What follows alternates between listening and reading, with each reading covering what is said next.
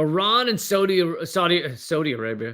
Arabia have come to essentially a détente, a peace agreement, which is, you know, hasn't been the case for decades and decades.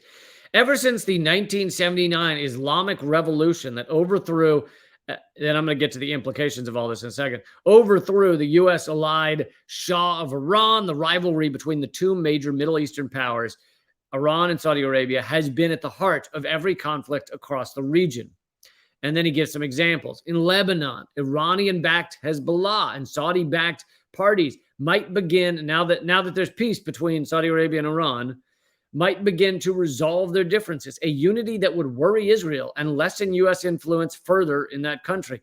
In Syria, Hezbollah and Iranian militias have been battling Saudi-backed jihadists for more than a decade. The Syrian war could now come to an end. In Yemen, U.S.-backed Saudis have been fighting the Houthi, who have been driven into a closer alliance with Iran. Obstacles to a peace deal could now have been removed. In Iraq, reconciliation between Sunni and Shia could make the U.S. presence and influence irrelevant and unwelcomed by all sides. In Bahrain, Iranian-backed Shiites, no longer in conflict with the Saudi-aligned monarchy, could sideline the presence of the U.S. Fifth Fleet in a region on the mend. And in Saudi Arabia itself, the state's tensions with Shiites in the eastern oil regions should lessen. In short, the historic rapprochement and resumption of formal diplomatic ties between Saudi Arabia and Iran could transform the Middle East, and the United States doesn't like it one bit. The U.S. has depended on the Saudi-Iranian divide. They've depended on basically a Cold War, mostly Cold War between Saudi Arabia and Iran. For years, we've depended on that, because we want that region ripped up and destroyed. We don't want them having any strong entities, even slightly. We want failed states, even as millions die because of it. We want places like Syria now is, a borderline failed state where people don't have more than a few hours of electricity a day. That's how we want it in the Middle East, because our rulers of the United States, of the U.S. empire, are sociopaths. They're fucking sociopaths, and they're fine with children dying every day due to lack of food, lack of medical care, etc. They're fine with that as long as it slightly, minimally helps the power of the United States. And that is at the heart of so much of our foreign policy. So the U.S., to continue from the article, the U.S. has depended on the Saudi-Iranian divide to pursue its interests in the region. After this development, the U.S.-Israeli front against Iran should lose their chief Arab ally, Saudi Arabia. The Saudis are now in a position to defy U.S. economic sanctions on Iran, a nightmare for Washington. And this is important on all of those scales he just listed, but it also shows that the U.S. power around the world is waning. And if the U.S. empire were I'm opposed to all empires, but just to play a little thought experiment here. If the U.S. empire were truly a wonderful and benevolent organization, incorporated, that was helping the world, then I could understand some people's argument that, oh no, the U.S. is losing power around the world. The U.S. is losing influence. This is bad. This is bad. But we don't do anything positive. We destroy nations. We destroy people. We cause people to die on a daily basis. The latest estimates are that 6 million people have died just from our wars on terror in the Middle East, not even including all of our economic wars elsewhere around the world. 6 million over the past 20 years. That's what our country does. And so the concept of less U.S. power around the globe is wonderful for humanity. That's what it is. It's wonderful for humanity. You could finally maybe start to have some peace in these regions. And this also shows it shows the waning of U.S. power, and it shows the increase of Chinese power. China has stepped in to be the statesman that the U.S. refused to be, to resolve differences that have ripped the Middle East apart. That has to produce sleepless nights inside the Beltway. If anything proves that China is committed to stability in the world and the U.S. is committed to instability, it is this deal.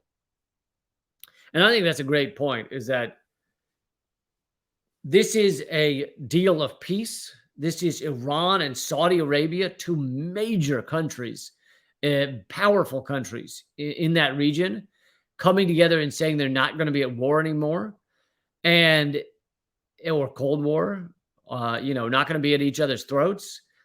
And that is a step towards peace, right? You take all the other players out of it, US, China, ignore them. That is a step towards peace. Two major countries in a region saying we are no longer going to try to harm each other. That is a step towards peace. And the U.S. doesn't want it. We don't want peace. We fucking hate peace. Peace is bad for us. The fighting and war and violence is generally good for the United States. And our rulers, our oligarchy realize that. And so they push that and they try and create that. Doesn't matter how many innocent people die. Syria is a good example.